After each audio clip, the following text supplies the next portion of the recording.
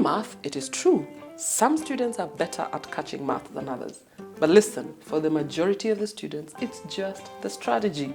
A few months ago, I was teaching math and I had a hybrid class of grade 1, 2, and 3 in the same room.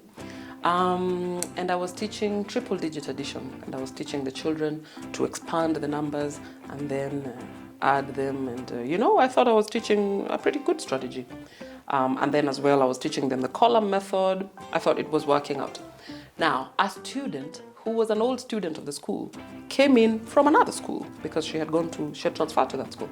She came into class to say hi to her old friends, and she saw the problems on the board, and she was able to figure out the answers to those problems just from the mind. She never wrote down, she never did anything. She got the first one right.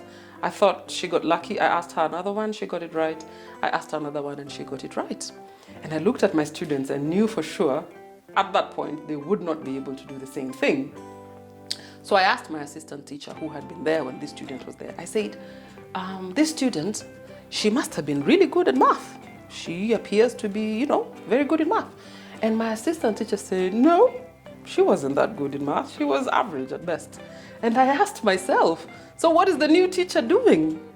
What is going on here? And I say to myself, listen, what one teacher can do, another can do. And I set off to look for things people are doing. What are other teachers doing? What do they know that I don't know? And these are the things I found out.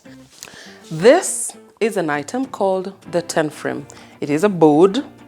It is a board with little circles that come out, and it is a manipulative that helps children to be able to understand math from such a basic level. Once they understand the concept, even if you get to bigger numbers, it becomes easy peasy. I'm going to give you a classic example. Now, when we start using the 10 frame, we start with one side of the board, just one side, so that the children understand the number patterns from 1 to 10. This is called a double 10 frame. We only start with one side. Once they get it on one side, then we move on to the double side. Now, if you look at it this way, assuming, for example, this is 10, 1, 2, 3, 4, 5, 6, 7, 8, 9, 10. Now, these are 8 greens. If you put 8 greens and 2 yellows, it shows a child very quickly that 8 and 2 makes 10, right? So 8 and 2 is a number pair for 10, and the children learn that, they memorize that, they stick it in their memory. Now, once they know quickly that 8 and 2 makes 10, whether they don't even need to add fingers, they know 8 and 2 make 10, it sets them up for understanding that if 8 and 2 make 10, 80 and 20 make 100, 800 and 200 make 1,000. Now, this is where you find a child is able to add a very big number like 236 plus 455 in their minds without using fingers, without using any manipulative. They're able to do it. Why? Because you have taught the basics from down here. The better they understand this, the better and faster they will be able to do math at a larger scale. Now, in our company, Golden Rays Educational Toys, we have come up with a 10 frame like this one, okay, where a child is able to place and own their learning.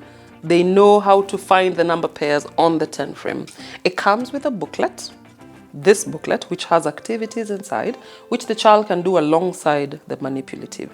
Now, we want to use all the methods to make a child understand. Some children understand manipulatives. They have to do something with their hands to be able to get it. Some children love visuals. Some children love color. Some children love music. Others love all of the above. What we do is we make sure that the child is able to access this concept through whatever means possible, but they need to be able to understand this bit before we can get on to the higher bits.